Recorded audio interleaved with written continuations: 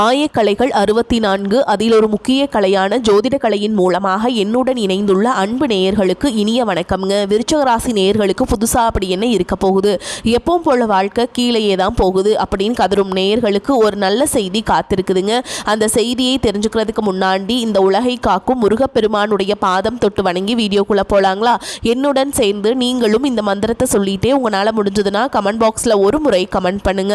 ஓம் முருகா போற்றி, ஓம் முருகா போற்றி, ஓம் முருகா போற்றி.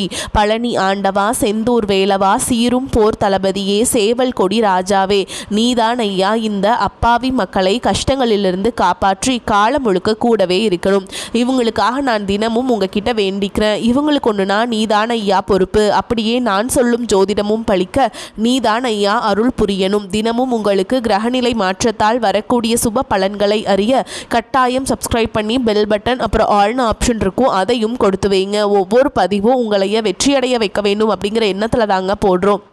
அன்பான விருச்சிக ராசி நேயர்களே, இனி வரக்கூடிய நாட்களில் உங்கள் வாழ்க்கையில் நினச்ச காரியங்கள் எல்லாமே நல்லபடியாக நடக்கிறதுக்கும், இருந்த தடைகள் எல்லாம் விலகுவதற்கும், குடும்ப உறவுகளில் ஒற்றுமையும் நிம்மதியும் பெறுவதற்கும், பண வரவு அதிகரிக்கிறதுக்கும், எதிர்களுடைய சூழ்ச்சிகள் எல்லாம் முறியடித்து ஜெயிப்பதற்கான வழிமுறையையும் உங்கள் மனசில் இப்போ வரைக்கும் இருக்கக்கூடிய எல்லா சந்தேகத்திற்கும் பதில்களை தெரிஞ்சுக்க இந்த வீடியோவை முழுசாக பாருங்கள். உங்களுக்கான தீர்வு நிச்சயமாக உங்களுக்கு கிடைக்கும்.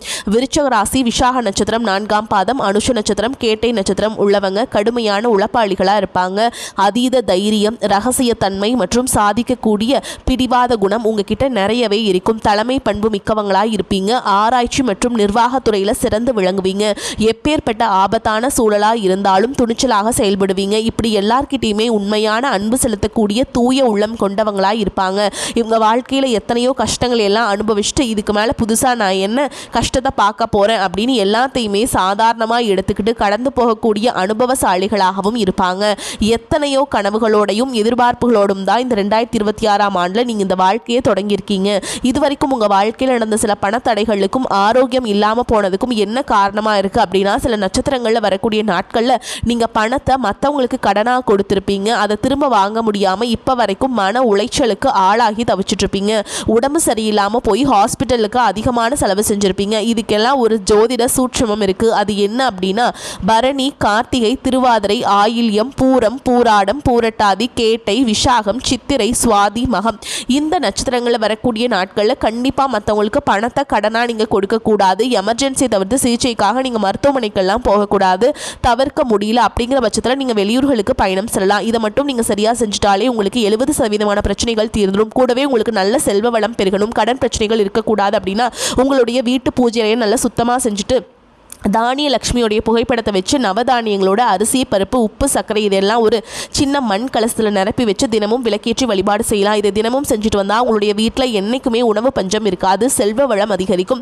உங்களுடைய கடன் சுமை குறையும். விவசாயிகளுக்கு உற்பத்தி அதிகரிக்கும். உங்களுடைய பொருளாதார நிலை உயரும். பணம் கொடுக்கல் வாங்கல பார்த்தீங்கன்னா இதுவரைக்கும் உங்களுக்கு தடைகள் எல்லாம் இருந்திருக்கும். இந்த காலகட்டத்தில் உங்களுக்கு சாதகமான முடிவுகள் கிடைக்கும். கடந்த சில மாதங்களாக பார்த்தீங்கன்னா உங்கள் வாழ்க்கையில் நடந்த சம்பவங்கள், ஏமாற்றங்கள், துரோகங்கள் எல்லாமே உங்களுக்கு மிகப்பெரிய ஒரு அனுபவத்தை கொடுத்திருந்தாலும் சில விஷயங்கள் எல்லாம் இப்போ வரைக்கும் உங்களால் ஜீர்ணிக்க முடியல.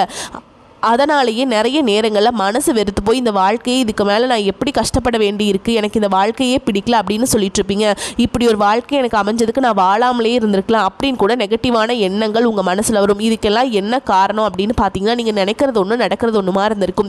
நீங்கள் செய்யக்கூடிய ஒவ்வொரு நல்ல விஷயத்தை கெடுக்கிறதுக்கும், உங்களை முன்னேற்றத்தை தடுக்கிறதுக்கும், உங்களை அவமானப்படுத்துறதுக்கும் இங்கே நிறைய நபர்கள் எல்லாருமே முயற்சி பண்ணிட்டு இருக்காங்க.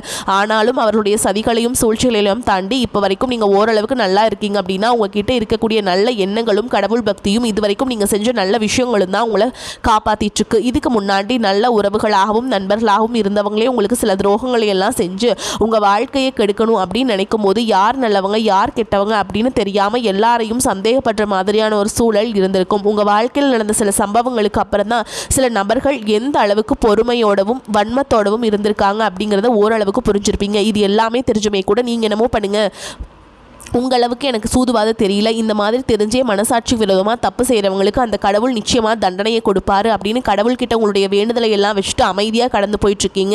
உங்கள் மனசுக்குள்ளே எத்தனை ஆதங்கம் இருந்தாலும் இப்போ இருக்கக்கூடிய சூழலில் தான் உண்டு தான் வேலை உண்டு அப்படின்னு நீங்கள் போயிட்டுருக்கீங்க. மற்றவங்க மாதிரி இல்லாமல் கஷ்டத்தையும் கண்ணீரையும் மறைச்சிட்டு வெளியே சந்தோஷமாக இருக்கிற மாதிரி நடிச்சிட்ருக்கீங்க. இந்த வாழ்க்கை உங்களை எப்படி புரட்டி போட்டாலும் முடக்கி வச்சாலும் நீங்கள் எப்பவும் போல் சாதாரணமாகவே இருக்கிறதால உங்களை சுற்றி இருக்கவங்க எல்லாருமே இவங்களுக்கு என்னப்பா ஓஹோன்னு ஜாலியான வாழ்க்கை வாழ்கிறாங்க அப்படின்னு சொல்லுவாங்க. ஆனால் மனசில் நிம்மதி இல்லாமல் வயிறார சாப்பிட முடியாமல் நிம்மதியாக தூங்க முடியாமல் எவ்வளவு கஷ்டப்படுறீங்க அப்படிங்கிறது உங்களுக்கு மட்டும்தாங்க தெரியும். இந்த மாதிரி உங்கள் வாழ்க்கையில் திடீர்னு ஒரு பிரச்சனை அப்பப்போ வந்துக்கிட்டு தான் இருக்குது. அதை எல்லா இடத்துலையும் நீங்கள் கடந்து வந்துக்கிட்டு தான் இருக்கீங்க.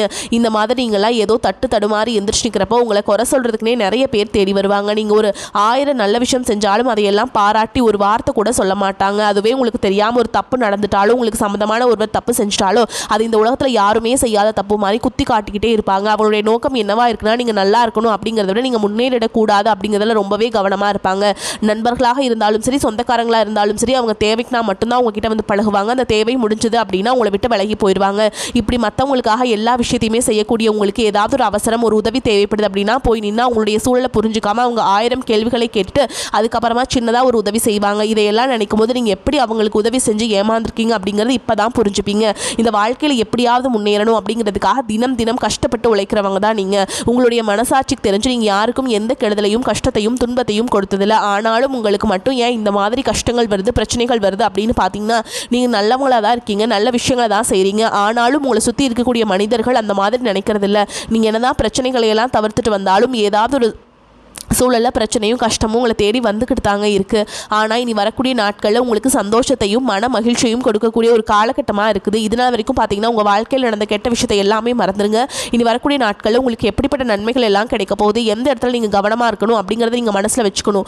ஓகேங்களா? சனியுடைய வக்ரமத்தையும் குருடைய வக்ர பயிற்சி, சுக்கிர பயிற்சி, சூரிய பயிற்சி, ராகுகேது பயிற்சி அப்படின்னு கிட்டத்தட்ட 5 பயிற்சி பலன்கள் எல்லாமே உங்களுக்கு இந்த 2026ஆம் ஆண்டு முழுமையான பலன்களை கொடுக்க போகிறாங்க.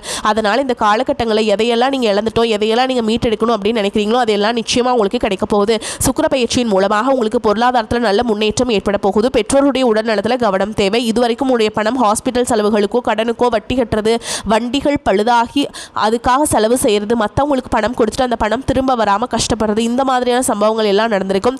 இதற்கு பிறகு நீங்கள் பணத்தை சுப செலவுகளுக்காக செய்யணும். நல்ல விஷயங்களுக்கு பணத்தை செலவு செய்யும் பொழுது உங்களுடைய கடன் சுமை பாதிக்கு மேலாக குறையும். தாய் வழியாக ஆதரவு கிடைக்கும். தொழில் செய்யக்கூடிய இடத்துல உங்களுடைய திறமைகள் வெளிப்படும். வேலை செய்யக்கூடிய இடத்துல உங்களுடைய உயர் அதிகாரிகளின் ஆதரவு உங்களுக்கு திருப்தியை தருவதாக இருக்கும். சுப செய்திகள் எல்லாமே உங்களை வந்து சேரும். பூமி வாங்கக்கூடிய யோகம் உண்டு. வீடு கட்ட ஆரம்பிச்சு அந்த வேலைகள் பாதியில் நிற்குது அப்படின்னா அந்த வேலைகள் எல்லாமே உங்களுக்கு சிறப்பாக முடியும். உடன் பிறப்புகளின் திருமண முயற்சிகள் கைகூடும். தீய வாகனங்கள் வாங்குறதுல ஆர்வம் காட்டுவீங்க. தொழிலை எதிர்பார்த்ததை விட கூடுதலான லாபம் கிடைக்கும். ஆரோக்கியம் சீராகி உற்சாகத்தோடு எல்லா வேலையுமே செய்வீங்க. அரசு வேலைகள் இருக்கவங்களுக்கு மேல் அதிகாரிகளுடைய ஆதரவு கிடைக்கும். உங்களை விட்டு விலகி சென்ற சொந்தங்கள் எல்லாமே திரும்ப வந்து சேருவாங்க. சகோதர ஒற்றுமை வலுப்படும். நிழல் கிரகங்களான ராகுகேது பயிற்சியில் பார்த்தீங்கன்னா உங்களுக்கு மறக்க முடியாத சில சம்பவங்கள் எல்லாமே உங்களுடைய வாழ்க்கையில் நடக்கும். இந்த காலகட்டத்தில் குடும்பத்திலையும் தொழிலையும் நீங்கள் கூடுதலான கவனத்தை செலுத்தணுங்க. உங்களுடைய கடின உழைப்பால் லட்சியத்தை அடையணும் அப்படிங்கிறதுக்காக ஒரு பிளான் போட்டு வச்சுருப்பீங்க. அதுவெல்லாம் உங்களுக்கு கையில் கிடைக்கிற நேரத்தில் சில தடைகள் வந்து சேரும். அதன் மூலமாக பண தடைகள் உங்களுக்கு வரும். அதன் மூலமாக உங்களுக்கு பணம் வருவது சில தாமதங்களை ஏற்படுத்தும். வியாபாரத்தில் போட்டிகளை எல்லாம் நீங்கள் சந்திக்க வேண்டியது இருக்கும். குடும்ப உறவுகளில் நீண்ட காலமாக இருந்த திருமண தடைகள் எல்லாமே நீங்கும். கல்யாண பேச்சு கைகூடும். சின்ன வயசுலேயே கணவன் மனைவி பிரிஞ்சிருக்காங்க அப்படின்னா விவாகரத்து பெற்றதுக்கு அப்புறமா அவங்களுக்கு 2வது திருமணம் கைகூடிய வாய்ப்புகளும் இருக்குதுங்க. உறவினர்களோடு இருந்த மன கசப்புகள் எல்லாமே மாறும்.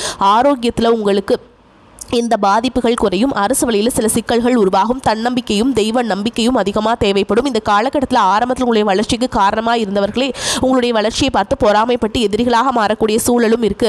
குடும்ப தலைவிகளுக்கு குடும்ப உறுப்பினர்களாலேயே சில தவறான புரிதல் மற்றும் அளவுக்கு அதிகமான சிந்தனையால் மன அழுத்தம் அதிகமாகி உடல் ஆரோக்கியம் பாதிக்கப்படும். உடல் பருமன் அதிகமாகக்கூடிய சூழல் இருக்கு. சின்ன சின்ன விஷயத்துக்கெல்லாம் கோபப்படுவதை தவிர்க்க வேண்டும்.